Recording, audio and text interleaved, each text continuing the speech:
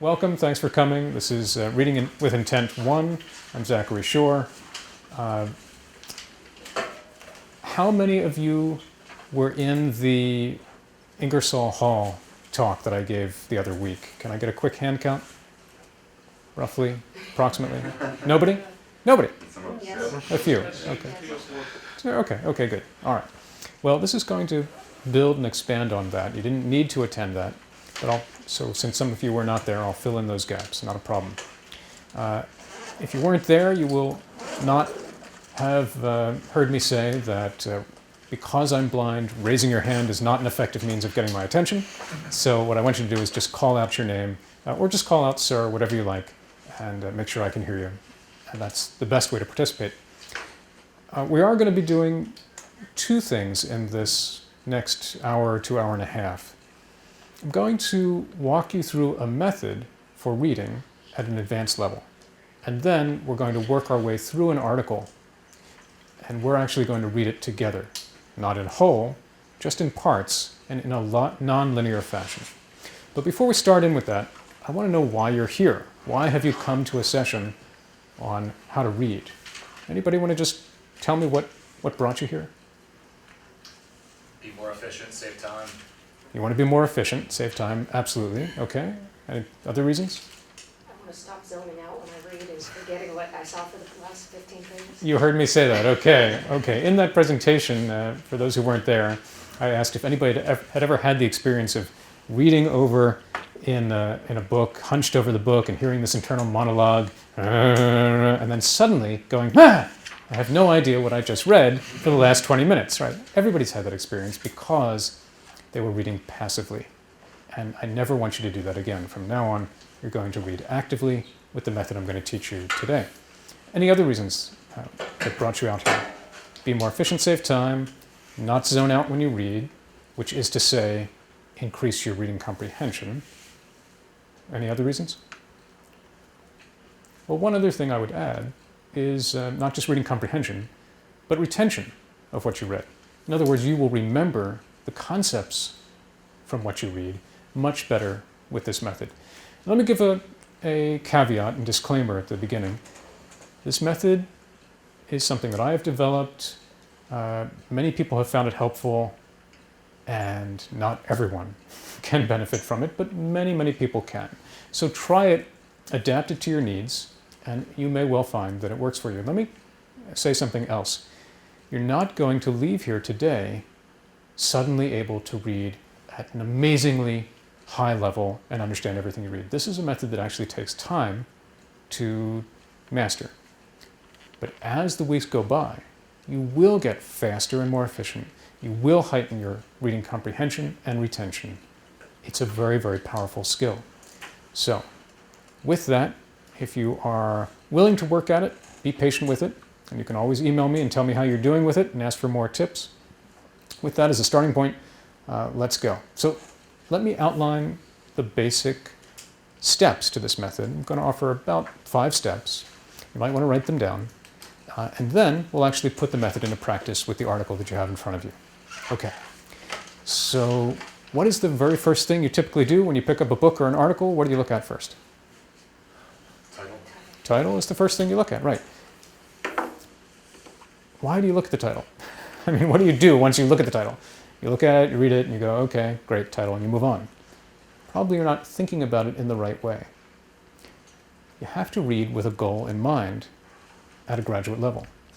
You have to be asking, what am I trying to accomplish with this reading? And there are 3 main things that you want to accomplish. There are more, but these are the 3 most important things. You want to get, number 1, the author's thesis, which is the main argument of the work. Number 2, you want to get what that thesis or main argument is based on. So you want to start compiling the key bits of evidence that the author uses to support that argument. And then 3, you want to find the weakest links in those arguments so you can take it apart and critique it. One of the most important things we do at a graduate level is critique works, which means you critically engage with the work. You say, what are its strengths? What are its weaknesses? It's also helpful to find 2 other things in the process. It's good to know what the larger research question is and what the larger project is. What is the the sort of bigger picture, that this narrow study, because any book or article is really one small piece in a much larger puzzle, and you want to figure out what the bigger picture is that the author is trying to address. How does this narrow thing you're reading fit into a larger project or puzzle? So what is the question that the author started out with for this particular book or article? And what is the much bigger question that this work fits into? Those are two extra things you want to fit in. But the three most important things are get the thesis, what the thesis is based on, and the weak links in it, which is really to say the strengths and the weaknesses. So I often say here that you're on a search and destroy mission. You're searching for the thesis, and then you're trying to destroy it. But destroy is a bit facetious. You're also trying to find the strengths as well. Okay, so in step number 1, in order to find the thesis, you have to look at the title and the subtitle of any work as clues to what that thesis might be. And by that same token, a table of contents also serves as clues. Those are titles as well. By the same token, subheadings within an article are clues to the author's main thesis. You have to read each of those and think, what is the author trying to argue or tell me or suggest with these kinds of titles and headings? If the title is A History of the Middle East, you haven't learned much. But very often you'll get a title like The Clash of Civilizations, where you know that the author must be arguing something about conflict, being along civilizational lines. You can surmise certain things about the thesis. You don't always know, just from reading the title, what the thesis is, but you have a clue. And what you're doing by reading all these titles, subtitles, chapter headings, subheadings, by reading them all critically and really thinking, what is the author trying to argue, you're priming yourself to receive that thesis when you find it. So that's step 1. Think critically about all of the titles you encounter. Step number 2 is go to the last paragraph of the whole work. If it's an article, you go to the last paragraph of the whole thing. If it's a book, I usually turn to the last paragraph of the conclusion chapter. You read that paragraph very, very carefully because you assume that the author wants to leave you with his most important point at the end. So you would expect to find a thesis there. It may not always be there, but it's a good place to start. And you might say, well, why don't you start with the first paragraph of the introduction? Sometimes you'll find a thesis there, but not always. You're more likely to find it in the conclusion and very often in the final paragraph. And now I want to tell you a tactic that we're going to use that is absolutely crucial, so you definitely want to write this down. In order to increase your comprehension and retention, every time you encounter an important paragraph or important sentence, you're going to restate it in your own words and write it down. Restate and write down. That should become your mantra with this method. Restate and write down, restate and write down. You're going to keep doing that. The more you restate things in your own words, the better you will understand it and the better you will remember it. And it'll make your time much more efficient when you go to refresh your memory about what you had read, because you'll have these little notes in your own words. You won't have to read the author's long-winded, complex sentences again. You'll have your pithy synopsis in very few words. And here's another tip. As you rewrite things in your own words, try to use the fewest words necessary to convey the author's meaning. Use the fewest words necessary to convey the author's meaning. I did not say use the fewest words possible. You could always find a way to reduce things to the fewest words possible, but you might lose the meaning. What you really need is the fewest words necessary to convey the author's meaning. And as we walk through this article, I will offer some further tips on how to do that. But typically, you want to try and reduce complex sentences to the subject, verb, and object. Just pare them down to the minimum necessary to convey the meaning, and usually you can do that by identifying the subject, verb, and object of the sentence. And strip away all of the parenthetical, extraneous stuff that, though it may be helpful when you need to do a closer, more nuanced read, on your first pass, it'll help you to understand the material much better if you strip it down. Subject, verb, object. Okay, good. So that's step number 2. Step number 3, you're going to go to the start of the conclusion. So step number 1 was think critically about all those titles, subtitles, chapter headings, etc. Step number 2 was read the last paragraph first. Step number 3 is read the beginning of the conclusion, and then work your way through that conclusion using the same tactic I just described of restating in your own words each important concept and writing it down, usually stripping it down to its essentials. Once you've worked through the conclusion, then step 4, return back to the introduction. At the introduction, you are now asking yourself, did I get the thesis right? Is this helping to reinforce what I thought the thesis was? So when we read the last paragraph first, you had an idea about the thesis. You hoped you found the thesis statement there. Then in your third step, when you went to the beginning of the conclusion, you had a further idea of what the thesis might be. As you now reach the introduction, you want to see if this reinforces what you believe the thesis was, or maybe it forces you to modify what the thesis is. It's giving you extra information. So you'll read the introduction carefully. And now, always looking for the thesis and some clues to what it might be based on. And now we get to step 5, which is you skip through the article, let's say it's an article, in a nonlinear fashion, jumping by paragraph unit. You're jumping paragraph at a time. And typically what you're going to do is read the first sentence of each paragraph, the topic sentence, and restate it in your own words. And then you're going to ask yourself the key question, do I skip it or read it? Read or skip, read or skip. That's what you're going to be asking with each paragraph. And you're going to have to make a decision. What most people tend to do that throws them off and makes it very inefficient is they read everything. They start at the beginning of a text and they just read all the way through. And the reason they do that, well, let me ask, how many people tend to do that, tend to read everything that they... Yes. Yes, okay, all right, okay. Yeah, all right, okay, it's happening, it's happening. Why do you do that? I know why, but tell me why. It's how you were taught to read, okay. There might be another reason as well. We're scared of missing Scared, it's fear. It's a fear factor is what's going on here, right. You're afraid to miss something important. Now I have some terribly shocking and disturbing news. I'm sorry to be the one to tell you. You're asking, well, what if I miss something important with your method? The answer is, you will. Okay, you will. In the beginning, you will miss some important things. But here's 2 things. First, as you get better with the method, you will less and less frequently miss something important. And you will more and more often get the most important things, the essentials. And the second thing is, you can correct for this as you jump from paragraph to paragraph. In other words, when you read the topic sentence, restate it in your own words, and realize, okay, I feel like I get the idea that's going to be contained in this paragraph, I can skip it and jump to the next one. The moment you get to that next paragraph and say, wait a minute, I don't get it. I've lost the thread of the argument. Something's wrong here. That's your clue that you need to go back and read the previous paragraph more carefully and figure out what you missed. But very often what you're going to find is that there'll be one concept conveyed in one paragraph and then lots of subsequent paragraphs that build on that idea.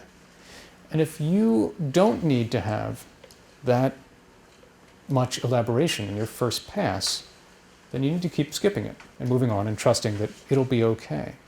Now, one key thing I don't want you to walk away from this session thinking, Professor Schur told us not to read anything that we are assigned. That is not what I'm saying, and my colleagues will be very angry with me if they think that I've taught you that. But what I am saying is that 2 things. In your first pass of a piece, this method is extremely helpful for helping you to understand what the article is about. The most important thing is that you get the concepts that are being conveyed by the author. You are never going to remember every word of what you've read. In a very, very short time after you finish that article, you're not going to remember every detail of it. Of course not. And within a week, you will have forgotten most of it. But what you need to retain is the thesis, the key bits of evidence that the author used to support the thesis, and what were the problems with it. Those are the most important things that you want to walk away with. If you have more than that, that's even better, of course. If you have unlimited amounts of time, and I'll be impressed by anyone here who does have unlimited amounts of time, then, of course, read everything as fully and as closely as you like on your second pass. That's great. Certainly, if you're giving a presentation on a work, I recommend you read everything. If you are using a particular document, article, book for a thesis that you're writing or a research paper, I would use it, I would read it very, very closely. But if you are pressed for time, if you are overwhelmed by the amount of reading for one class, and you have multiple reading assignments for that class, and then multiple reading assignments for other classes, how are you going to get through all of that stuff if you try to read every single word? You're not. You're going to drown in an ocean of information, which you won't remember anyway. So that's not very helpful. The key then is to extract the essence of each piece and as much beyond that as you can, given whatever time constraints you have. So what I'm going to try to teach you is to focus on the most important things, extracting the essence from each reading and saving you a lot of time that way. Before we start with the article itself, any questions about what I've just discussed? The methods, the tactics, the aim? Yes. Please. When reading each paragraph, are you assuming that the topic sentence is going to be the first sentence in the paragraph? Okay, so yes, usually it is. It won't always be, you're right, but usually it will be. In most scholarly works, it should be. Sometimes it'll start with a rhetorical question that is tangential, not closely related. Sometimes it'll be a little off, but most of the time. Yeah, so if you're not getting the main concept of that paragraph from the first sentence, read the second sentence, right? Okay, read on, yes, of course. Within that paragraph, I mean, once you find the topic sentence, can you scan through the rest of it? Should you just move on? We're going to talk about that. Good question. Good question. Each paragraph you'll be making a decision. Should I read further, or should I just skip it altogether and see what happens? And that's a judgment call you're going to make. In the beginning, you might make some wrong calls. That's okay. It's all right. Try to get past that fear factor, that anxiety of what if I miss something important. Because remember what I just said, even if you read every word, you're not going to remember every word, are you? No, there's no way. So you will develop an ability for knowing where the important information resides and where extraneous information is being housed. And you'll get better at figuring that out. The way that you get better is not just with practice, but with this critical engagement with the text, by constantly restating in your own words what is actually being said here. And then you'll grasp the ideas much better. Okay, other questions? That was good. Yeah, please. When we rewrite, I see there's individuals like myself that like to write directly on paper, and there's others that take notes on their computer. Is there one method that's better than the other? Not at all. You do what works for you.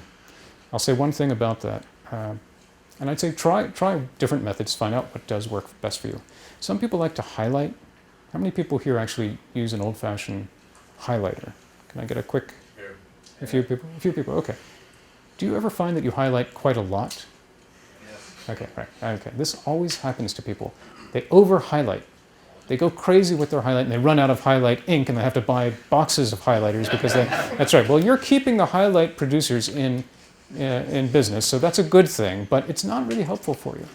My advice would be highlight as little as you can, not as much. Save your highlights for just those key things that you're looking for. Highlight the thesis statement when you find it. Highlight other relevant sentences that support that thesis, that expand on it, elaborate it, make it clearer to you. And then maybe some of the key evidence, sentences that provide key evidence, and there aren't going to be that many in general. So those highlights will be directing you towards bodies of evidence within an article or book. Don't use it to highlight everything or you will not be saving time. It's a very inefficient method to be highlighting the whole book. Okay, other questions? Okay, in that case, let's give this a try and see what happens. We're going to use an article that I'm hoping no one has read before. And this method will work with just about any scholarly text in the humanities or social sciences, and even it can be effective even with some works in the natural sciences, though that's a little bit different. Does everyone have a copy of the article in front of them? All right, we're going to need a volunteer reader, someone with a good, clear speaking voice. Who might that be? Who wants to volunteer to be our reader? And you don't have to do it the whole time, you can do it part of the time. Anybody feel comfortable reading out loud? I'll start. Tell me your name, please. Judy. Judy? Yes. Okay, great. All right, then let's take our method step by step. Our first step is what? To read the titles, headings, subheadings, etc. Exactly. Okay, so let's start with the title and the subtitle. Subtitles are always very important. Let's hear it. The Coming of the First World War, a reassessment. Okay, try to be as loud and project as best you can. Okay. The Coming of the First World War, a reassessment. Now, is there a colon in there? There it is. It's the Coming of the First World War, a reassessment. Okay, that colon is actually very important information. As you may have noticed, academics love colons, and if we did a colonectomy on academics, we'd all go out of business because we can't live without our colons. The colon is actually telling you something very important. It's usually crucial information in the title. Now, in this case, we have The Coming of the First World War, a reassessment. What do you think the title means? What is it suggesting to you about the article? What do you learn just from the title and subtitle alone? Anybody? It's a refinement of the topic. Very good, a refinement of a topic. So that topic is what? What led to the First World War? Right, good restating in your own words. What led to the First World War? And then the subtitle says a reassessment, so we can assume what? What actually is going to happen here? Analyzing.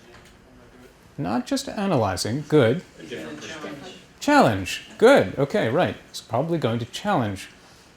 What is he likely to challenge? What led to the First World War? What led to the First World War? Common perceptions. Common perceptions of what led to the First World War. Very good. Okay, those are now we don't know because we haven't read the article yet. But what we're doing is priming ourselves to receive the thesis, to find the thesis faster. When we actually encounter it, we're going to be ready to say, that must be the thesis. Good. Okay. Just by thinking about what the title means. All right. Let's continue on with our step one, which is to read all titles and actually think about them. We're never, ever again going to just read something and move on without giving it thought. Okay, good. Thinking is key to this method. Okay, let's see what else we have here. So, Judy, right? Yes. What is the first subheading? It is the Fisher thesis. Okay, how many people here have ever heard of the Fisher thesis in connection with World War I? No one, I think. Okay, that's great. So given that, what can we deduce this section might be about? And we're just guessing. We have no idea. We haven't read a word of this article. So what could this possibly be about? The Fisher thesis. It's about the Fisher thesis. My God, this guy, you are on it. That's right. So clearly some dude named Fisher had a thesis. What is the author likely to say about the Fisher thesis? What do you think? And what do you think the Fisher thesis relates to? First of all, what is the Fisher thesis likely to be a thesis about? The commonly What accepted led up to the position. The commonly accepted definition of, or something about what led up to the First World War. Right, okay. And what is the author's opinion of it likely to be? That's Probably going to disagree, exactly, right. Okay, it's right. Yeah. Now you know, I mean, we don't know for certain, but you have a pretty good idea of what is contained within this section. What would you expect? There'll probably be an explanation of what the Fisher thesis was. We'll know that it had something to do with the coming of the First World War, and the author's probably going to disagree with it. Knowing that from the get-go, and just thinking about that, is going to make your reading comprehension so much better as you read that section. Okay, good. Let's hit the next subheading. What is that? The rigidity of military plans. Rigidity of military plans. Okay, so there were some plans. They were military in nature, and they were rigid. Now, what can we expect this section to be about? And what do you think this is trying to tell us? Why have a section called The Rigidity of Military Plans, given what we know so far about the article? What can we guess? Don't have to be right, we just have to guess. It's making us think about what might come. It's okay to be wrong. The author believes that common perception is rigid military plans led to the World War I, but then he's gonna argue against that being a contributor. Now, have you read this article already? No. Well, it sure sounds like it, because that's exactly what one would expect, and you're going to turn out to be right. Now, if you use that very reasonable approach, just thinking about what is likely to come, you are going to be in such better shape. You're not going to have the zone out experience where you go, I have no idea what I just read for the past 20 minutes. That's not going to happen when you do what we're doing now. Okay, this is called active reading, as opposed to the passive reading, where the book zombies eat your brain. We are going to defeat all book zombies with this method. Okay, good. Now you can see how this is going to go. Let's do the next subsection. We don't have to do them all, but Judy, what's the next one called? The quote-unquote cult of the offensive. Thank you for including the quote marks. Okay, quote marks are clues. When something's in quotes or italics, the author's trying to tell us something. All right, we could easily guess what this is about. It's probably along the same lines as everything else. Anybody want to take a stab at what they think this section might be about? What A is lot of people support the idea that the offensive was the right thing to do. Okay, possibly, right? The right thing to do with regard to what? With how they carried out the First World War, at least the beginning of it. Okay, right. Okay, so there's something about a cult of an offensive, we don't know what it is yet, that contributed to the First World War, or that people thought some cult of offensive contributed to the First World War. Good, okay. And the author's opinion of that might be, we don't know. We don't know. The author might agree with it, he might disagree with it, but we know that that section is going to cover this concept at least. And we could keep going through each subsection and doing this and priming ourselves. In the interest of time, we'll keep going. Although I do like to know, here's something that I would suggest, here's a little extra tip you might want to write down. I never start an article without really flipping through the whole thing and getting a feel for the layout and the structure of the piece. And that's why I look at all the subheadings, not just to consider the titles and think about what each section would involve. I just want to have a feel for the layout. So I know how long it's going to be, not just the number of pages, but how long each section is. So I'm constantly flipping through and I'm getting a sense of how many paragraphs within each section. Maybe that'll give me a clue as to which sections are more important. Maybe which ones, if there's one that's extremely long and I can establish quickly that it's not absolutely pivotal or central to my needs at this time, that would be great if I could skip it once I establish what it's about. So I try to encourage you to get a feel for each thing. How many more subheadings are there, Judy?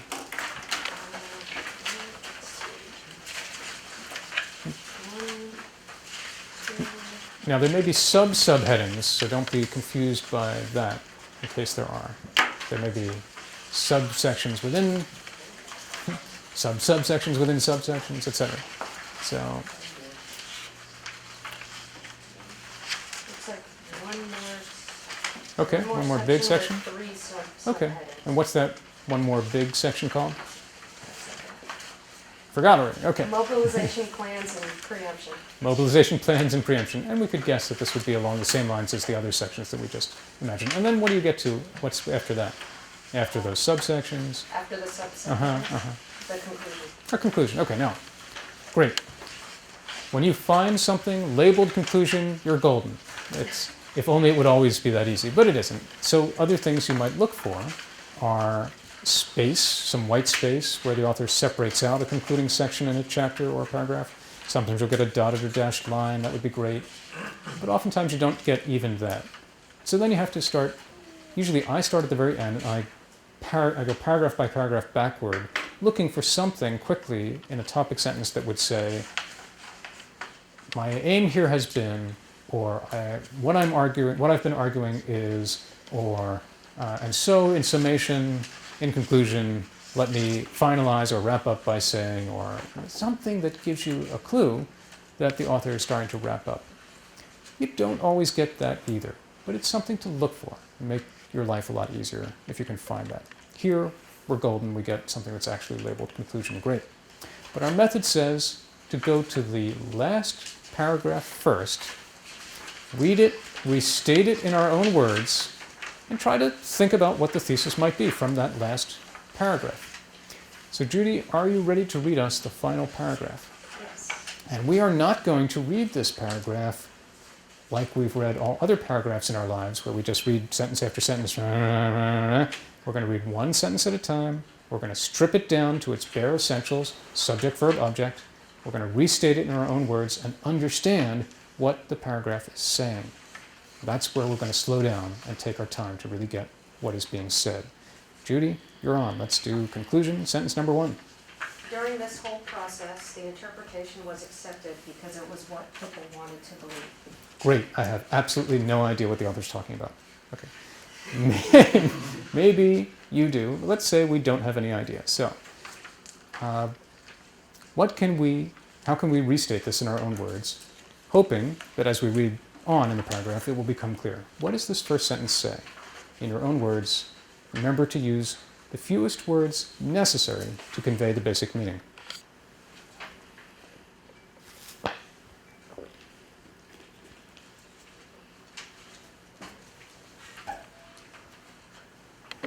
People wanted to believe. People wanted to believe what? Now let's be a little bit more loquacious. Okay. People wanted to believe what? What? You said it. An interpretation. An interpretation. There was an interpretation that people wanted to believe. Good. Very, very good. Okay, Judy, next sentence. It is important, however, that our basic thinking about issues of war and peace not be allowed to rest on what are in the final analysis simply myths about the past. Okay, that was a somewhat longer sentence, so we need to reduce it down. Let's try our subject, verb, object method. So it is important, however. So something was important. What is the thing that is important? What is the subject here now? Subject, verb, object.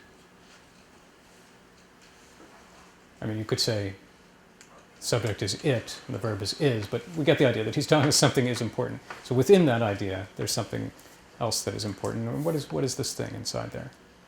Thinking. Thinking. Okay, our thinking, exactly. And what's the verb? Our thinking what? Our thinking does what? What's the verb? Hmm? What? Not be allowed to arrest. Okay. Let me hear the sentence one more time. So, Judy, it is important, however, That that... our basic thinking Okay. about issues of war and peace not be allowed to rest on what are, in the final analysis, simply myths about the past. Okay. So, Prepositional. a lot of phrases and clauses in there. Right, okay, exactly right. We're going to strip it down. So, our thinking about war and peace must not rest, must not be allowed to rest, so should not rest on. That's basically the verbiness part. Okay. Our thinking should not rest on... Is he saying we should base our opinions on fact and not speculation? Yeah, exactly. Right, exactly. Well done. Beautiful. Okay. Let's keep going. What's the next sentence? The conventional wisdom does not have to be accepted on faith alone, claims about the past can be translated into historically testable propositions. Okay, we have a 2-part sentence. So to not confuse ourselves, let's take it one half at a time. First half again, please. The conventional wisdom does not have to be accepted on faith alone. Now, does that sound familiar at all? The concept of that? Familiar to the sentence we just read? Yes. Yeah, okay. So what is it saying, this sentence? In your own words? Use fact. Hmm? Use fact, Use fact. not just belief. Yeah, okay. Don't just accept what you're told is one way of putting it. Here. What? What's that? Don't believe everything you hear. Don't believe everything you hear. Right, or read. Okay, good. Including this article. Right.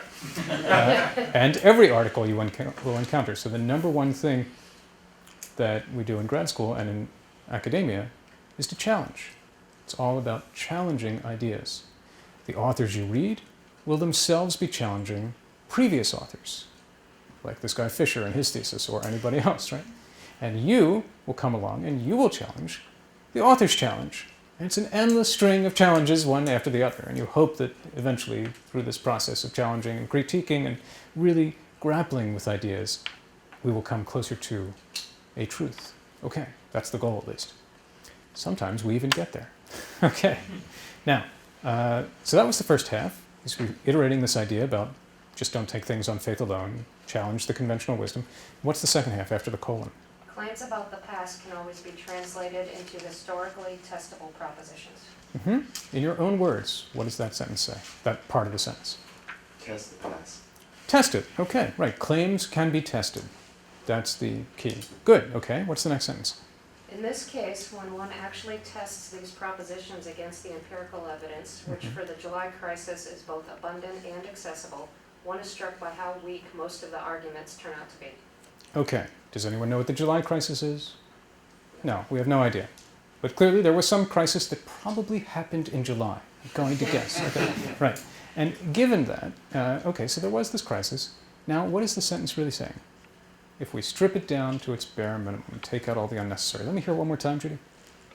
In this case, when one actually tests these propositions against the empirical evidence, So we're talking about testing propositions against evidence. So testing claims. And when one does that, what happens? which for the July crisis is both abundant and accessible. one Okay, is so, struck- okay, stop. So testing claims about the July crisis, whatever that crisis was, presumably it had something to do with what? the crisis in Start July. of the war. The start of World War I, exactly, right, okay, good. Anyone know, by the way, what month the World War I began? July, Not July, August. August, exactly, right, okay, good, Got it. okay, good, okay. And we are celebrating the 100, well, not celebrating is the wrong word, we are commemorating, commemorating the 100th anniversary of that event this year. Okay. Go on. So we're testing claims about the July crisis, and then what happens? And then One is struck. by how weak most of the arguments turn out to be. What does that mean? That last part? We were testing claims about the July crisis and the claims were weak. Yeah, exactly. The claims about the July crisis, whatever they were, turn out to be weak. And when we couple that with the previous sentences, which were about what? What was the idea in the previous sentences about claims? Things on face Don't take value, things on face test them. value, test them, right? And now he's saying, in fact, certain claims turn out to be weak. Okay.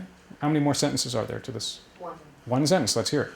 The most remarkable thing about all these claims that support the conclusion about events moving quote-unquote out of control in 1914 is how little basis in fact they actually have. Very good. Okay, let's strip it down and give it its essential reading. What does this sentence say, in essence?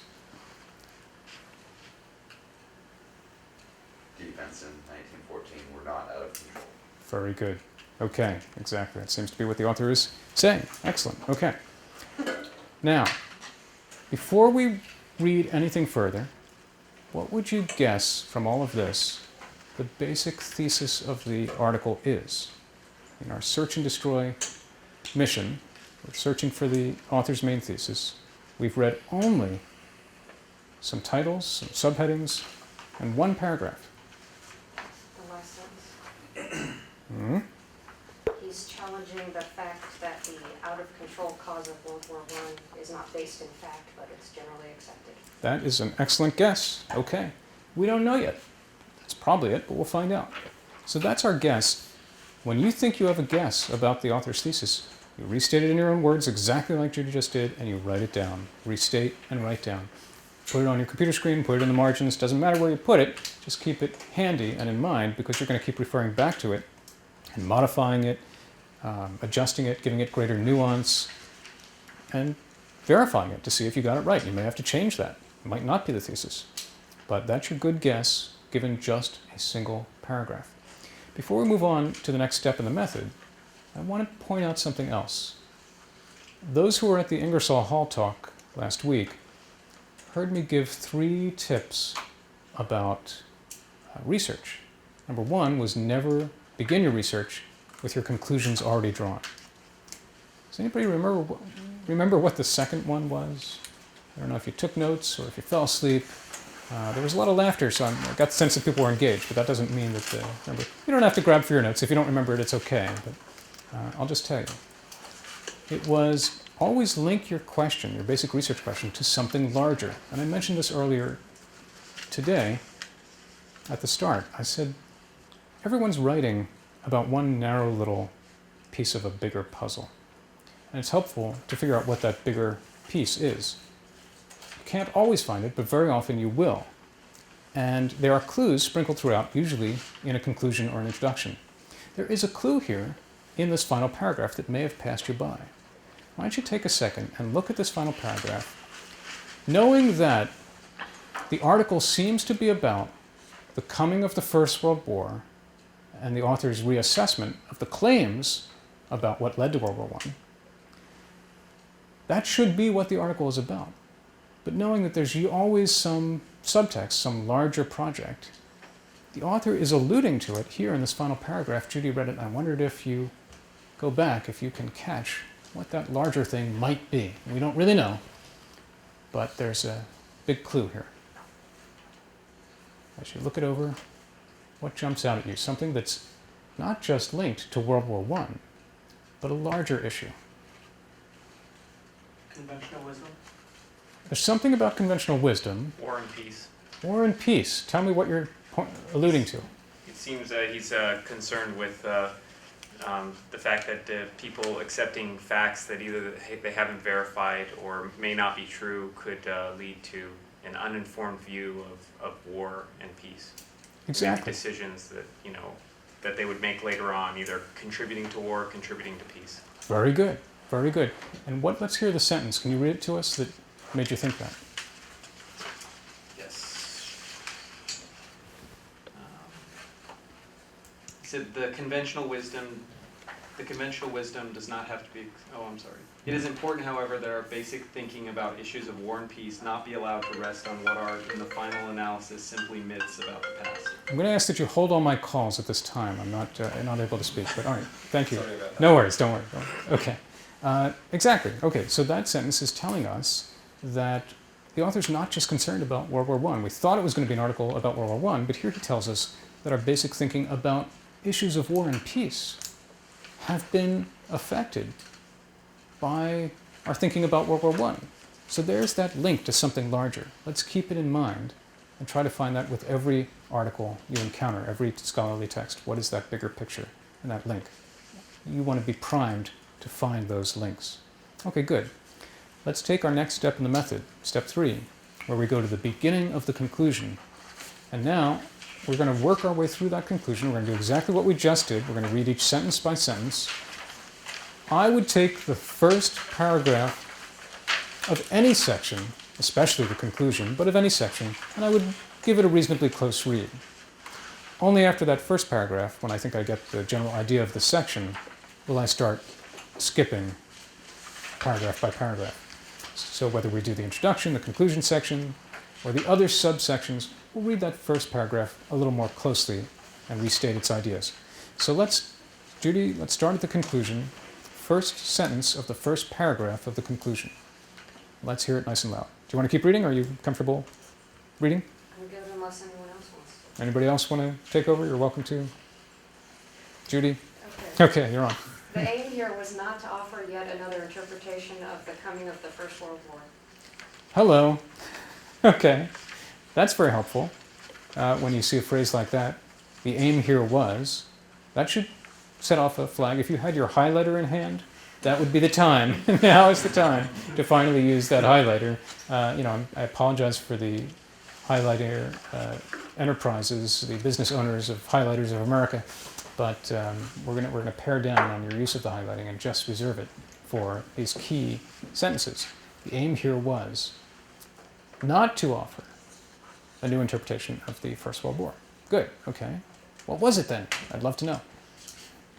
This was meant instead, mainly as an exercise in intellectual housekeeping. That's what it was. Okay, great. Intellectual housekeeping. I have no idea what he's talking about. What does that mean? Anybody want to take a guess at what he means by that? He wants to debunk the myths that are out there. Exactly. Very good. Nicely, succinctly stated. Debunk the myths that are out there. Good. Okay. Next sentence. There are many claims about the origins of the war that have been accepted more or less uncritically, and the goal here was to test some of these, the more important ones, against the evidence. Okay, we see a conjunction there, the and, separating two big clauses. So let's take one half of the sentence at a time. First half. There are many claims about the origins of the war that have been accepted more or less uncritically.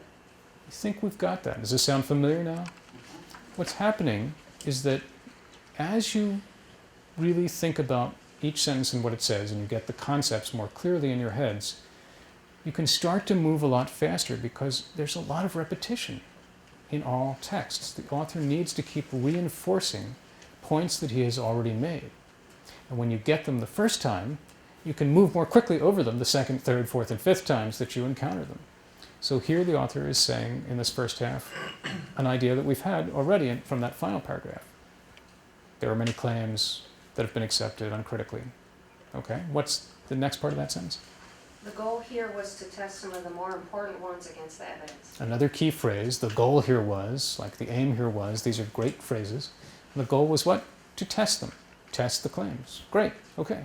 So presumably, since we're at the conclusion, we can assume that everything that came before was laying out these claims and testing them. So when you get to the destroy phase of this process, you're going to be looking for how the author challenges the old ideas that came before. As I said, most authors are writing critically of what came before. They want to present something new and original. That's how you get published, by having something original to say about a topic. It's not just a restatement of what we've already known.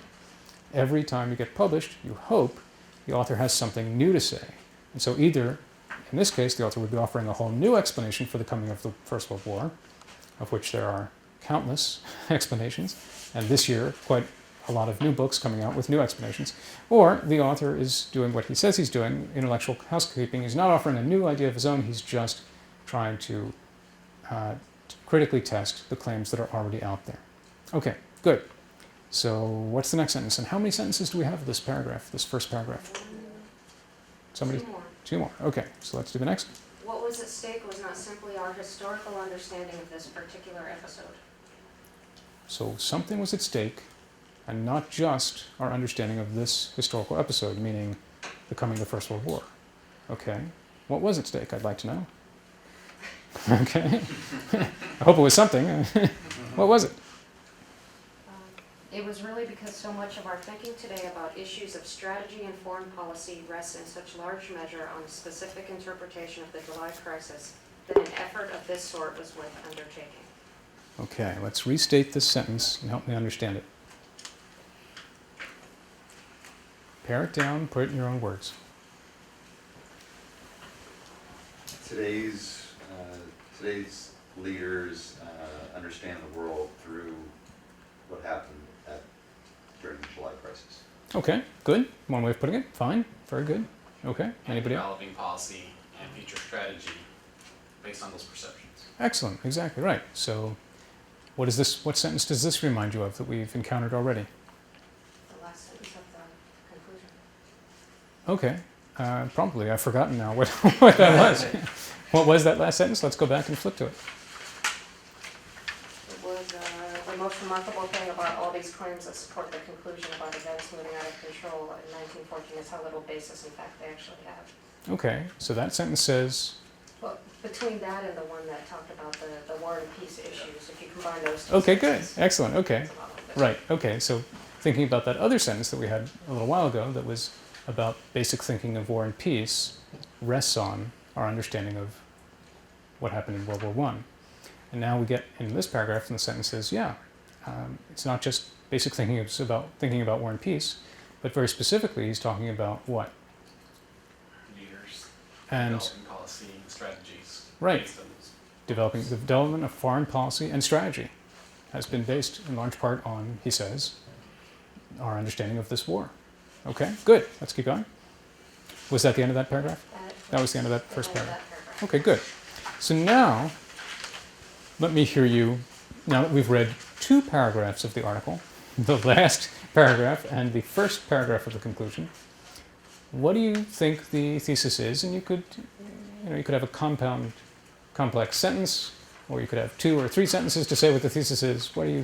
In general, I would urge you to always boil down a thesis into a single sentence, but you can't always do that. So start out simply. If you need a few, it's harder to condense to a single sentence. It's easier to have multiple sentences. So tell me what you think now the thesis is. We had one before. We might agree with it, disagree with it, modify it, have greater nuance to it. There might be multiple aims. What is the author trying to do with this article?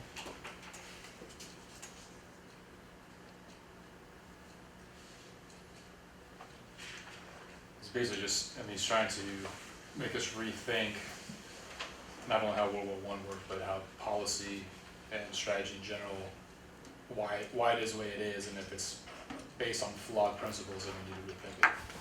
Beautifully stated. Beautifully stated. Okay. I think that's a great synopsis of the thesis. How did you do that, having read only 2 paragraphs of the entire piece? I love this system. It's awesome. Great. Okay. I'm going to hire you as my PR agent. We're going to make a commercial. Okay. Wait, could you turn to the camera and say that? Okay. If you didn't catch that, he said it's a great system. It's really working. Okay. Good. All right. Think how much time this could save you, because there's going to be so much material that you won't have to read in such a detailed fashion if you're just going into a class for a discussion and you have so many other things to read. You'll at least know what the thesis is of each reading, because you could do just that. If you did only these first few steps of the method, read and thought about the titles, read the last paragraph of the conclusion, read the first paragraph of the conclusion, preferably I'd really encourage you to take the time to read the whole conclusion of any article. If you did nothing more than that, you could at least walk into a class discussion and be able to have something to contribute, or at least follow what the discussion is about, right? So you wouldn't be sitting there like, I don't know what's going on. Okay, right. So there's value in that, and you could do that very, very quickly. Okay, now what we could do is start our next step, which is the skipping process, where we make these decisions about whether to read or skip. And I think we could probably do that with the conclusion section, but I just want to restate and re-emphasize what I just said a moment ago. We're going to skip now for the purposes of demonstration, but if you're on your own, read the whole conclusion. Take the time to read the whole conclusion. It's really worth your while. But read it, not passively, read it actively in the way that we're doing, by restating the key concepts in your own words. By the way, I'm told that there are actual studies that show that when you restate things in your own words, you comprehend them better and you retain them better. So it's not just me making this up. Although you should just take my word for it. Anyway, no, you should challenge everything and be critical of everything you hear and read. That's the skill you want to develop. Good. So let's take the second paragraph of the conclusion and let's start reading topic sentences and make reasonable guesses about whether we should read or skip. Judy, are you ready to read the first sentence of paragraph 2? Yes. Okay. Did the war come because statesmen in 1914 were overwhelmed by forces they could not control and, for the most part, scarcely even understood? Is there a question mark at the end of that sentence? Yes, there is. Okay. What is the question in this sentence? What is it asking?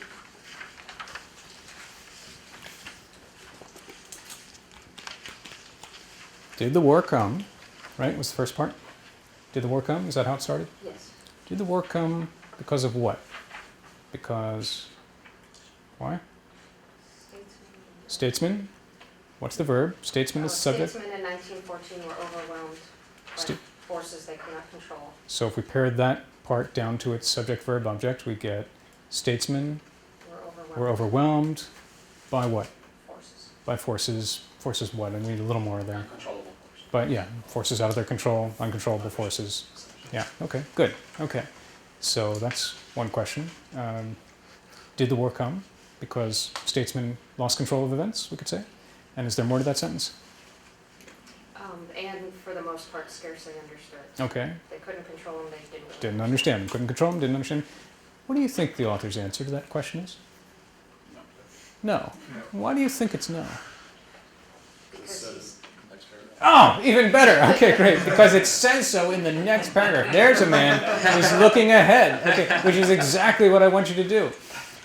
When you start a paragraph and ask this question, you can guess it's rhetorical. You jump ahead to the next paragraph. He sees what the answer is already. He's moving. This guy is ready to roll. He's like, I like this method. I'm just going to chew through this. Okay, good. Well, that's one reason for thinking that the answer is no, because it says so. Okay. There's another reason why you might think that the author is saying no. Why do you think that the answer might be no if you hadn't jumped ahead? Did the war come? He's Yeah. challenging and trying to debunk all the other accepted causes of the First World War. Precisely. The author is here, and as we learned from the title, Coming of the First World War, A Reassessment, the author's probably challenging claims, and so he's now going to set us up We're in the conclusion after all, so the author's probably going to set us up with what those claims were and try to debunk them. What's the next sentence, by the way? It's another question. Was Europe carried into war by the rigidity of its military plans and by the premium they placed on preemption? And the answer will probably be no, right. Are there other question marks in this? Yes, the entire paragraph is full of The questions. entire paragraph is full of questions. Now, before reading it, what do you imagine the subsequent questions are going to be? I mean, if your mind is firing quickly, what can you imagine those questions are going to be? These are all the claims Yes, that are out there. exactly, exactly. And in fact, if you looked closely, you could imagine that the subsections, when we went through at the beginning and we said, here's a subsection, the Fisher thesis, what's the author likely to say about it? So it's probably a claim about the origins of the First World War, and the author's going to disagree. Now we get to the synopsis. So remember that a conclusion is almost always going in some way to synthesize what has come before throughout the whole article. And that's what's happening here. The author's going to synthesize it, but in the form of a question, which makes sense because he said there were claims out there that can be tested, and he's going to try to challenge them. Okay, so now you could read each of these questions, but as our person over here said, we know the answer is no because we jumped ahead to the next paragraph. So let's hear how that next paragraph begins. Go ahead. The answer in every case is essentially no. That's helpful. Okay, right, good. Now, I'm curious, I might read the second sentence and see if he has something more to say. What is it? The military plans were not based on purely technical considerations, semicolon. The generals had Already, stop right there. What do you think the rest of the sentence and the paragraph's going to be? why it's no. Yeah, exactly. It's an explanation of why it's no. Good. So when you take your time to read the conclusion, you'll at least be primed, you'll be understanding what it is that's going on. And I want you to do that with whatever article you're reading. Let yourself be set up to receive the information properly in each paragraph. By doing this, by asking, what is likely to come here? What is this paragraph likely to be about? That can happen very quickly in the mind because of once you start doing this method over and over again, you're going to start encountering topic sentences, beginnings of paragraphs, where you're going to go like, I get it, I see where this is going. And then I can make a reasonable decision about whether to read or skip. Because when you know where it's going, you'll be asking yourself, do I really need this information because I get the concept already? Or I know that this is a really important aspect of the argument, so I want to focus in on it and read it carefully. That's how you're going to be able to make those decisions. All right, for now, I'm going to say, for the purposes of time, let's jump ahead and start the topic sentence of the next paragraph. Because we know that this paragraph is all about explaining why the claims that exist don't hold up. Okay, good. Next paragraph. The First World War did not come about because statesmen had quote-unquote lost control of events, semicolon. Preemption was not nearly as important in 1914 as is commonly assumed. Now, what do you think about that? What do you want to say about this sentence here? What strikes you about it? What does it mean? Is it important? What do you think? Does it relate to the crux of the argument being put forward? What do you think? Sounds like he's going to start giving evidence as to why the statesmen didn't lose control and Good? more or less talking about why preemption wasn't important then. Good. Okay, very good. Okay, excellent. So now you'll make a decision about whether you want to read this paragraph or not. What's your instinct tell you? Should you read this one or skip it? Just go by your gut. Read. Skip. Someone says skip. Okay, why read and why skip? Let me hear from Reed. Read, because it seems like he's finally saying something affirmative about what he believes. Affirmative. Okay, good. He's actually going to tell us something affirmative. Okay, why skip? Why do you want to skip? Well, I mean, I think we already know that he's going to say that the statesman had not lost control because that's the whole point of his paper. Right. Maybe if we wouldn't need to know the details of exactly what statesman thought, we can go into it, but that I think is really important. Okay, good. Now here is where you can make your own judgment call. As long as you understand what is going on here, you could say, well, do I have time and do I need to know those details? How important is it? How closely do I want to read this? How much time do I have? And then you could say, you know what? I do have time. It seems to be an important point. It's only a paragraph. happy to take the time to read it, because I know I'm doing so much skipping anyway, and I'm going to be doing a lot more. You got to read something, right? Okay, you do have to read something. So, okay, reasonable people can disagree because you'll have different aims at any given moment. That's okay. But your overall aim should always be the same, which is to get that thesis and get what it's based on, and then find its weakest links. So when you find really important paragraphs, my inclination here would be to read it, because it seems like it might be important. So, but even if you decide to skip it, you've already grasped the main idea, so that's good. He's saying World War I did not happen because statesmen lost control of events. So there must be some other explanations. Okay, good. Let's skip it for now, in the interest of time, and let's read the next paragraph. Go ahead. The Russian generals, on the other hand, did press for early mobilization. Okay. Read or skip? Skip. Skip. Anybody else? Read, skip? It's okay to be wrong. I would go, I'd read it. Read We it. might have to go to the previous paragraph. Russian, on the other hand, did press. It means in the previous paragraph there is something about the mobilization of the other forces also. Mhm. So why would you read it, though? Why would you read this paragraph? Tell me your thinking.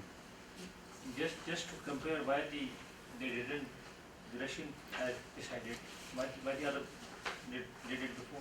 Okay, let me ask you something. Is this a big idea of the author's thesis, or is this a lower level detail? What do you think? It's lower level detail. Lower level detail. Okay. Now, I'm a historian by training. I think details are good. I think details are very important. I even love footnotes. Sometimes I'll stay up late at night reading footnotes and bibliographies. And who published the books in the bibliographies. I pay attention to all these things. I know that sounds weird, but that's what I do. And now I'm going to tell you this, which will sound heretical. Okay? You have to distinguish what is important from what is secondary as you read in order to make these decisions. If you don't want to be the guy or the gal who reads every word, you're going to have to skip something. And you may have to skip a lot. And so you're going to have to make hard choices. There are going to be things that you want to read, and this paragraph may or may not be the one that you want to read or skip. I'm just telling you in general, you're going to have to make some choices and decide to skip things. So keep that in mind. Don't be afraid to skip. If you get to the next paragraph and you find that you're totally lost, then you'll go back and reread. Okay. And again, just to make clear, I'm speaking in general terms. I said before, and I want to reemphasize, a concluding section, I read the whole section. You know, if you have the time, and I hope you would, read the conclusion in full. So this is just for purposes of general discussion. For now, since in the interest of our time, let's jump it. Let's choose to skip it, and we'll move on to the next paragraph. But let me get a sense, Judy, of how many paragraphs are left to the conclusion, including the final paragraph. 1, 2, 3, 4, 5, 6, 7, 8. 8 more paragraphs. Okay, good. Let's see if we can move quickly through these 8. Let's hear the first sentence of the next paragraph. The idea that the First World War came about because statesmen were overwhelmed by military imperatives and thus, quote-unquote, lost control of the situation came to be accepted for essentially political reasons and not because it was the product of careful and disinterested historical analysis. Big long sentence. Let's boil it down. What does it mean in its essence? Please, The You don't- accepted story of why the war started was politically motivated. Very good. Excellent synopsis. Right. You got to the root of it. You really cut down through all the chaff and got to its essence. Okay. The explanations were accepted for political reasons. Good. Now, is this something new or something we've had before? Is this familiar to you, or is it something new? Something old, something new. Is it something blue? What? Which is it? Which is it, old or new? I mean, Let's restate the other paragraph. well, part of it is a restatement. He's telling us something we've already heard about not believing preconceived notions. Right? He's now giving an element about why that is. Excellent. The political one. Exactly right. Very good. So he's restating the old idea that statesmen lost control of events, that's not true. He says, no, that's not why the war happened. And now he's telling us something new, that the reason that idea was accepted was for political reasons. That's interesting, and because it's something new, my gut instinct would be to read that paragraph and find out more about it. We may not have time to do that, but let's at least read the next sentence and see if we can learn a little bit more. Judy, what's the sentence after that? It was hardly an accident that the first to propagate this idea were the statesmen whose policies in 1914 had led directly to the conflict. That is, the very people who had the greatest interest in avoiding responsibility for the catastrophe. That was a long sentence, so let's hear it again. It was hardly an accident that the first to propagate this idea were the statesmen whose policies in 1914 had led directly to the conflict. Stop. Let's take each thing in turn. How do we reduce that to its essence?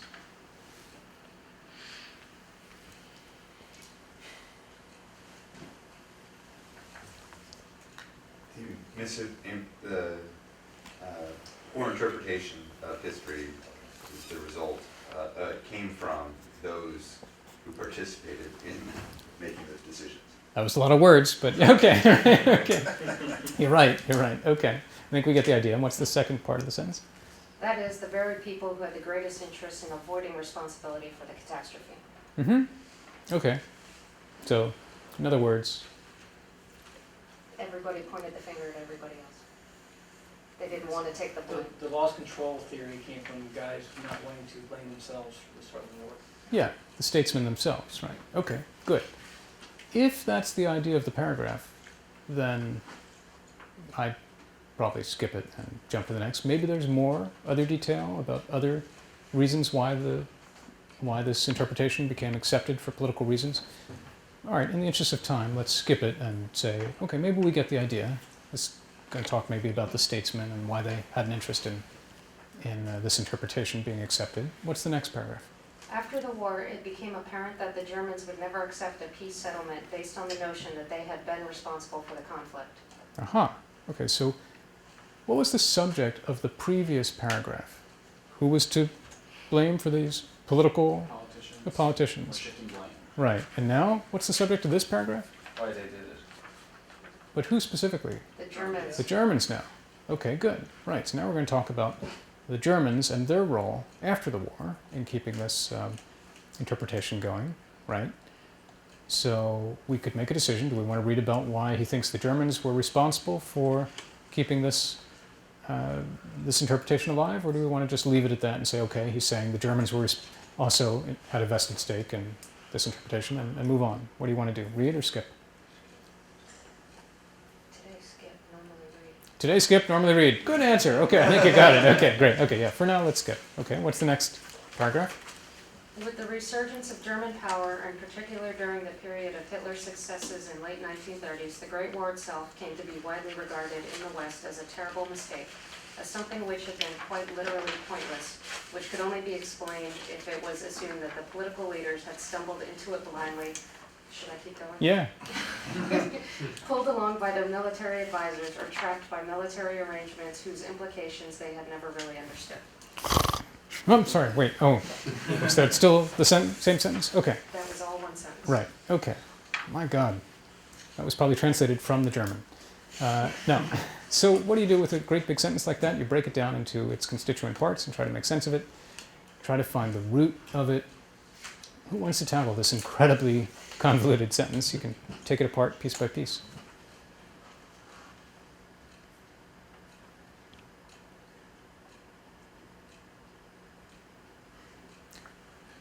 Basically says that, because the rise of Germany later in the 30s, Mhm. the World War I became regarded as a huge mistake. Mm-hmm. Right, good. Pointless, Mm-hmm. Okay. that Alright. we stumbled into it blindly. Right, okay, right.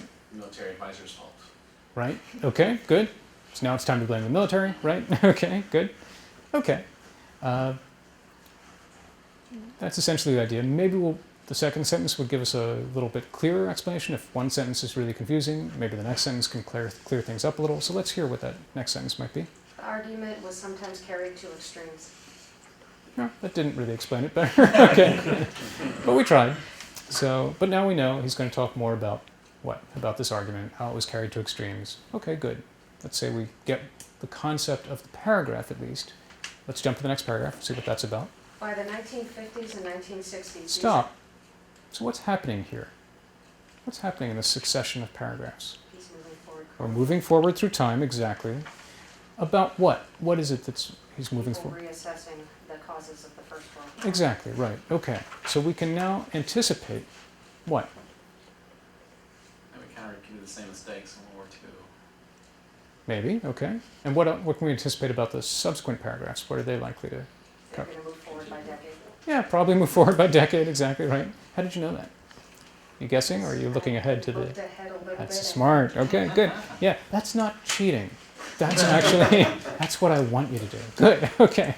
By looking ahead, you're getting a feel for the structure and the flow, the layout of the argument. That's going to help you to understand what's going on here. Okay, so now we're going to talk about the 50s and 60s, what was happening then, why this interpretation was accepted politically. We know that already from the first few words, right? I mean, very often when you read and you start getting the concepts and then the layout, the structure of the argument, within the first few words, not even the first whole sentence, you'll be able to say, got it. Okay, I know where this is going, and I can already determine that I don't need to read this right now, so jump ahead. You don't even have to read a whole first sentence sometimes, because it will be so obvious where it's heading and how it's laid out. Again, just so I'm not misunderstood, read the whole conclusion, because it's very important. But, but with other sections, you'll find that, and especially if it's a section that you think is of secondary importance and you don't need all that detail because you get the main ideas, you'll see as you hit each first few words sometimes of each topic sentence of each paragraph, you'll see where it's going and you'll be able to quickly jump ahead and move on. So you'll go even faster that way. Okay, let's say this is a paragraph about the 1950s and 60s. What's the next paragraph? In the 1970s Hooray. and 1980s. Okay, great. Okay, now we get 2 decades for the price of 1, just like the previous one. Okay, what happened, out of curiosity, in the 70s and 80s? What was happening? The environment shifted once more, but the theory, which by now had been around long enough to become part of the conventional wisdom, was again able to find a new niche. Okay, so what, in an essence, is this paragraph saying? Or this, at least the sentence? That the theory Of what? the start of the First World War Yeah. was still the same, Uh-huh. but Right. slightly nuanced. Right, okay, yeah, found a new niche, okay. It's still sticking around and it becomes the what? It's now become the conventional wisdom. Exactly, right, okay, great. Okay, so for decades after the war, he's saying, people kept thinking this thing was true. Okay, what's the next paragraph? It was in fact commonly assumed that even in the nuclear age, there was a real danger that the world might slip into war in this way. Okay, interesting. So now, we're actually not talking about a particular decade, but the nuclear age. So that's a little wrinkle. I might be drawn to that because it's different. I want you to start developing your instincts for knowing when to read and when to skip. When something strikes you as new or different, like before we had that paragraph that said the same old thing, but there was a political reason why the interpretation had become accepted. We said, okay, that's a little bit new. Maybe we should read that more carefully. Here's another thing that would draw my attention. I'd be like, oh, okay, something about the nuclear age, maybe that's important. Also, because I have this thing I've kept in the back of my mind from the very beginning when we read that last paragraph. We talked about what is the bigger project. Can someone remind me what the bigger project was that this guy was trying to do with this article? War and peace. Yeah, something about war and peace, and what exactly about it? Development, policy, and strategy. Something about the development of policy and strategy. So now give me a full sentence. What is this guy Trying to make sure that that today's strategy and foreign policy isn't just based on these accepted claims that we haven't critically thought through. Exactly right. Okay. And so now we get to a paragraph that talks about the nuclear age. So there must be some connection there. Okay, good. And maybe he's hoping that we won't create nuclear policy based on these accepted claims about how World War I started, and try and use those analogously for how we think the nuclear age will progress. Exactly. Very good. Very reasonable. Yes. Very good expectation. Okay. We might find that out by reading the rest of the paragraph. Probably We'll would. skip. So we'll skip it for now. Okay, good. But at home, don't try this at home. At home, you will read the whole thing. Okay, good. Next paragraph. How many more do we have left, Judy? This is the last one. Last paragraph. Okay. Then okay, that changes my decision actually. When I am able to look ahead and I see how many paragraphs I have and I know that I'm getting close to the end, I'll pay extra close attention to the final 2 paragraphs, and usually the final 3, because that's where I figure everything's really going to come to a head. Given that we're at the penultimate paragraph, the second to last, let's just read a little bit more of it. Can I hear a second sentence of that nuclear paragraph? Today, in a world where all of the major powers obviously want very much to avoid a new world war, the only real fear is that the great nations might somehow stumble into one more or less inadvertently. Okay, so what is that sentence really saying? If you boil it down, today, in a nuclear Our fear age, in today is we'll repeat the mistakes of World War I and accidentally fall into a world war. maybe. That's good, that was If we good. accept the conventional wisdom. Good, okay. Okay, good. Somebody else want to put it in their own words? To avoid World War III, the fear is what you just said. Okay, okay. Let's hear the sentence one more time. Let's make sure we understand it. Today, in a world where all of the major powers obviously want very much to avoid a new world war. Stop. Okay. So because I'm stopping you because it's like a unit, it's a block of a chunk of an idea. So today, people want to avoid a nuclear war, right? Then what? The only real fear is that the great nations might somehow. The great nations might. So there's a fear, okay? The fear is that the great they might nations somehow stumble into war. nations might stumble into war More or less inadvertently. inadvertently. Nations might stumble into war inadvertently. So does that maybe tie back to when he had that rhetorical question where he said, did the war come because statesmen were overwhelmed by forces they couldn't control? Exactly. Maybe we're like perceiving nuclear power as a force you can't control, so it may lead us into war regardless of what world leaders want or desire. Could be. Now, right, you're good. All we have to do is bear in mind that what was his position on this idea of inadvertent war? Is that incorrect? It was not out of control. That the World War I did not happen because statesmen lost control of events. And now he's telling us, well, in the nuclear age, there's a fear that statesmen might lose control of events. But he also said that's not what happened to cause World War I. Statesmen did not lose control of events. That's not why World War I happened, that's what he's saying. But here, people are worried that they might lose control of events in a nuclear age, and we'd get a war. So let's read on. What's the next sentence? The inadvertent war interpretation of the events of 1914 gives focus and substance to this fear and thus appeals particularly to those in the defense and arms control communities who have a professional interest in taking the risk of great power more seriously. Zondiska. Okay, so what is he trying to say here? That this one interpretation has greatly influenced a lot of strategy in the great powers in the West. Okay, good. Anybody want to add to that? Convenient truth. What? A convenient truth? Yeah. Yeah, okay. Or myth. Or myth, a convenient myth, right? Okay, very good. Convenient myth. So somebody's He's profiting saying, from like, this. watch out for people that are using this kinds of excuse for the reasons for what people perceive how World War I started. People using an excuse today that for building arms and all these other. Great. Very good. Okay, you get the concept. Okay. And then we'd come, there's probably a bit more to this paragraph. Nope, that's it. Great, perfect, okay. Then we get to the last paragraph, which I would always read at least twice and see if I get the idea of the whole article. We don't have a whole lot of time left. We could try a little bit more of this in our remaining minutes by working through the introduction. If you'd like to do that, I think we could do that.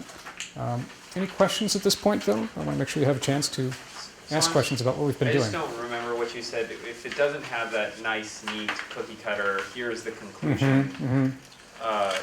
You said just kind of work your way back until you kind of think maybe you've zoned in on where the conclusion might. Yeah. Okay, right. So first thing I'd do is I'd try to look for any of those clues aside from a conclusion section. There might be white space where, like a line break, where they put a little extra space in between a final section. That might give you a clue, or a dashed or dotted line, or if there's no separation, then I would look for phrases that say, in sum, in conclusion, I have argued here, my aim was, the point here was that blah, blah, blah, something like that. And to find that, I usually work backwards. I usually start at the last paragraph and I start looking backwards, topic sentence by topic sentence, hoping to find a phrase like that. And it might be only in the, depending on how long the piece is. If it's a book, you go to the last chapter, and you could even start somewhere at the start of that chapter. You're likely to find a good synopsis. Certainly at the end of it, and if it's an article, work back. Might be a few paragraphs, might be a few pages, and you won't always find it. But somewhere near the end, there should be a wrap-up, shouldn't there? Shouldn't there be someone trying to put some kind of a big idea at the end of any article? So you're bound to find it. You may just not get such an easy thing as the conclusion is. So, Mhm. just to clear that up. Yeah, so, please, I mean, yeah. this is a chapter in a book, so if I was picking up the whole book, 'cause I had to read it, you'd say, go to the end of the book, but then break the chapters down like this. Yeah. So when you tackle a book, in its conclusion chapter, you'd want to figure out what the argument of the whole book is. And then each chapter has its own argument driving it forward. And you should remember this for when you write your papers. If you're writing a master's thesis here, that's very important to remember. Not only will the whole thesis have one meta question that you're trying to answer, but every chapter you write will also have its own sub-question driving that chapter forward. Each chapter of your thesis should have a question that it's trying to answer. And all of those questions and answers for each chapter together form the evidence that supports your overarching thesis, the answer to your meta question. And so the same you would expect to find in any scholarly work, that in a book, it'll be the meta question and answer that you'll find in the final chapter, and then each individual chapter, you're looking for its own particular question. So you could guess, this is from a chapter from a book called History and Strategy, and you might say, well, that title doesn't tell me anything. It's just 2 words. Actually, it does tell you something. It tells you that the author's probably writing about a relationship between history and strategy, right? Yeah. What would you guess the thesis of the whole book is, never having seen it or looked at it?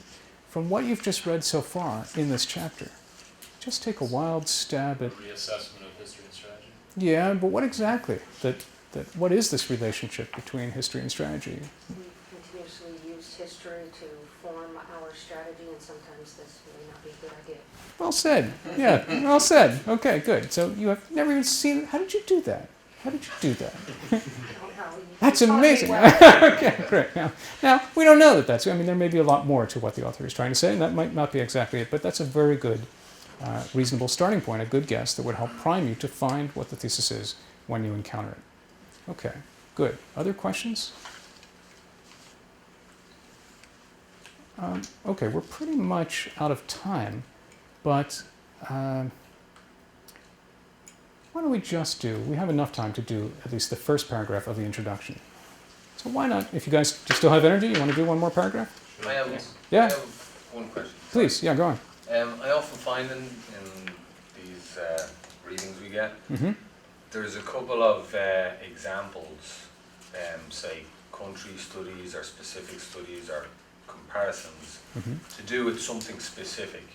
Mm-hmm. And I often find, when I read the summary and the introduction, Mm-hmm. I still don't know anything about that. Tell me what you mean. I'll say the summary and the introduction will often tell me, okay, this is kind of the concept, and then they'll say, okay, this is what happened in 1965 in Sierra Leone, and here's what happened and here's another example, here's what happened in 1972 in Liberia.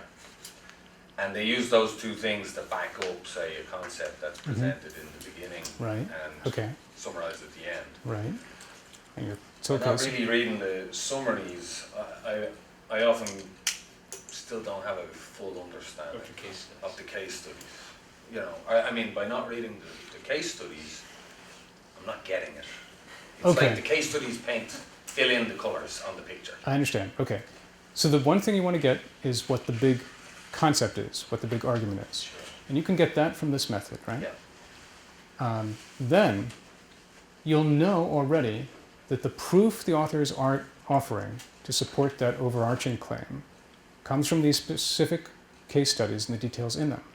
That's an enormous advantage in the destroy phase of your search, because if you come to the sequel to this section next week, when I'll be doing Reading with Intent Part 2, we're going to talk more about how to critically assess the thesis, and that's really a perfect example you just gave. One of the main things you want to do is identify the assumptions that the author is making, and the assumption there is that these specific cases can be sufficient to prove this overarching concept. Now you're asking me, I think, how can I understand the case studies? Is that what you're saying? Well, I guess I'm just asking, how can I get through this very quickly? Okay, right. Okay. If I'm not paying too much attention to the center, which is the case studies. You know, I might get the overarching concept, Right. but I still, you know, at the end of the day, I think I'm meant to come back and be able to give examples. Right. That's and right. know what the examples are talking about. That's right. That's right. What do I Okay. do with the middle? Okay. That you're going to do you're going to start with the conclusion of each of those case study sections to see if there was a point made within that case study, because typically it's not just here are a bunch of facts thrown down on a page. The author has organized facts and selected certain facts in order to lead you toward a certain conclusion. There must be an infinite number of facts and details that are not included on those pages, right? Therefore, the author is trying to lead you in a certain direction. You need to know what the conclusion was of each case study, and then use our method of reading topic sentences to grasp what each paragraph is about. Some of them you're going to read very closely and say, okay, I need to know the details of what happened at the beginning, what's the basic outline of events in this case, and try to make reasonable decisions about what are the most important details you have to have so that you can discuss them and understand the big idea. And again, if you have the time, you'll read everything. But here's what's going to happen. If you do this first pass method, your comprehension of what's being argued will be so much higher that you will be able to get through it on the second pass much more quickly, because you'll figure out more easily what details you can skip. As you're going through those case studies and all the specific details about what happened in Liberia, you're going to be able to say, okay, I see where this is going. This paragraph contains details that I really need, and these other paragraphs, less so. I can just be satisfied with the topic sentence if I don't have time to read it all. Does that make sense? Yeah. Okay, and I think maybe the bottom line is you'll get through it more quickly the more you practice this method, okay? And the better you understand what the big picture is. Okay, trust me on it, but also come back to me and say if it's working for you or not, and we can develop it more and I can give you more tips. Sure. Okay, great. All right. Okay, we're pretty close to being out of time. How do you guys feel? You want to do one last paragraph of the introduction and see what we glean from it? I wanna find a thesis. You want to find the thesis? Okay, well, I think we pretty much found the thesis, but let's hear the introduction. Okay, Judy, are you ready? Let's roll through this real fast. The whole paragraph? Yeah, but one sentence at a time. The idea that a great war need not be the product of deliberate decision, that it can come because statesmen lose control of events, is one of the most basic and most common notions in contemporary American strategic thought. That was very helpful. Okay. Anybody want to summarize that? This should be familiar to you now. It shouldn't be like, oh my God, what is he talking about? You should be saying, oh, okay, I've encountered this concept before. What is it? It's a common notion, the statement lose control. That's right. Well, Exactly. It's a common notion that statesmen lose control. So strategy is based on that notion. And a lot of strategy is based on that concept. Very good. Caveat that it's American strategy. American strategy. Very good. Okay, excellent. Thank you. All right, Judy, next sentence. A crisis, it is widely assumed, might unleash forces of an essential military nature that overwhelm the political process and bring on a war that nobody wants. Probably essentially, not essential, but essentially. That's what I'm guessing. Is that what it says? Yes, Okay, of an essentially military it's nature. not what I said. You said essential. That's all right. Sorry. Don't mean to nitpick. I apologize, but it could be important. Okay. So let's put that in your own words.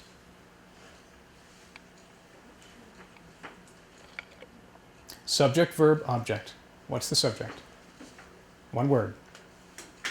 Crisis. Crisis. And what is the verb? Overwhelmed. Yep. Okay. Here we can have sometimes you need a helping verb. Crisis can overwhelm. Politics.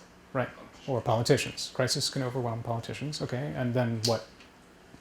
War will happen. Okay. And you get a war. Okay. Right. A crisis can overwhelm politicians and you get a war. Good. Next sentence. Many important conclusions about the risk of nuclear war and thus about the political meaning of nuclear forces rest on this fundamental idea. Mm-hmm. Okay. This should be familiar to you now. What's the essence of it? Our conclusions are based on everything we just said. Okay, right. Exactly, good. And because you can say everything we've just said, that's really a time saver. Okay, good. Okay, keep going. Is there more to this That's the whole paragraph? That's the whole paragraph. Great. Okay. Now do you feel like you have the basic idea of the thesis? I think we've covered it. We've stated what the thesis is. Here's another slant on it. It's not the full thing, because we got a lot more out of the conclusion. But just from the first paragraph, you get the idea that he's going to argue what? In one sentence, in your own words. It could be a complex sentence. Wars are not started by politicians losing control. Okay. Or by conscious decisions. Right, exactly. Or in fewer words, wars don't happen by accident. Right? Okay. Somebody has to want a war. Good. Okay, and what's the other aspect of that that's very important in this article? The other concept. This assumption has greatly shaped our strategic policies on One Piece. Right, our strategic thinking. Yeah, very good. Okay, excellent. Let me make some final comments. One thing, to correct the record, I think I may have misstated earlier today when I said, I've developed this method. I think that came out of my mouth. But when I said developed, what I meant was I've been working on this kind of technique for a long time. I'm sure I'm not the person who developed this. I'm sure many, many people have methods like this, and we've all been learning how to do this kind of reading at an advanced level by searching for key ideas in a nonlinear fashion. I think it was Al Gore who was credited with saying he invented the internet.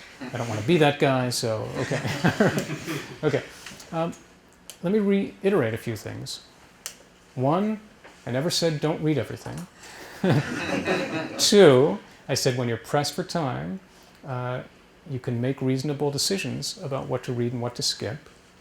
Three, one of the best ways you can do that is by restating in your own words key concepts, and when necessary, or when valuable, writing them down, especially when they're really important. And I said, you will not perfect this method overnight.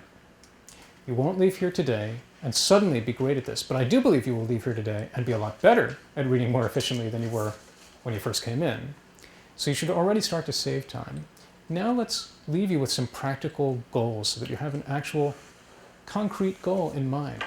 How much time are you spending per reading assignment? Now usually that's going to depend on how many pages it is. If it's obviously a difference between a 30-page article and a 400-page book. But roughly, what do you think you're spending in terms of time on any given reading assignment? Too long. Too long is a good answer. How many minutes? How many hours? What do you think? I tend to spend about twice as much as the class time, so 2-hour class is 4 hours of reading. 4 hours of reading. Okay, good. Other people? Thoughts on how much time they're spending? 4 hours to prepare for a class. 4 hours to prepare for a class. Okay, let's say. That's my cutoff. Okay. Okay. Let's say it's a 30-page article. How much time would you spend on it? An hour. Other people? More than that. More than an hour. 5 minutes a page, maybe 3 to 5 minutes a page. You're reading every word, aren't you? Yeah, you're one of those, which is everyone. Okay. Okay, so you're not alone. I spend a lot less time than that, but I'm not as prepared as I should be. Okay. Okay, good. I think you're going to now be more prepared, better prepared, and spend less time. I've been doing this for a long time. I can now take any size book, doesn't matter if it's scholarly text in the humanities or social sciences, and usually within 15 minutes I can at least have gutted the essence of it, know what its thesis is, what the basic structure of the argument is going to be. I might not be able at that point to take it apart and really challenge it critically, but I will probably have some idea of what some of the key assumptions are that it's based on. I think your goal should be 30 minutes per reading assignment. And obviously that's going to vary depending on the length of the piece, but it's actually not that dependent on the length. It's not as much dependent on the length as you think. It's about getting the method down, because they're all going to have the same component parts: a conclusion, an introduction, and a breakdown into sections usually. So if you could aim for to start out 30 minutes per reading assignment, when you're really pressed for time, make sure that that's the caveat, okay? If you have time to read everything, you read everything, but use this method on your first pass and you'll understand it better. So aim for 30 minutes. If you can do that, that would be really good, probably save you a lot of time, and then you may get faster and faster. Feel free to come to the sequel to this workshop if you like, and feel free also to email me if you wish. If you're having questions about this method, you want to clarify anything, don't hesitate to come to me. Tell me now, do you feel like this was helpful to you, this hour and a half that we spent here? Do you think you can use this method? Do you think this... I hear murmurs of Yes, approval. yes. Okay, good. The rest of you are already snoring and passed out from it. Okay, great. Thank you so much for coming to this. I really appreciate it. I'm glad that this could be useful, and I hope it will be. Let me know how it works out. Okay, great. Thanks for coming.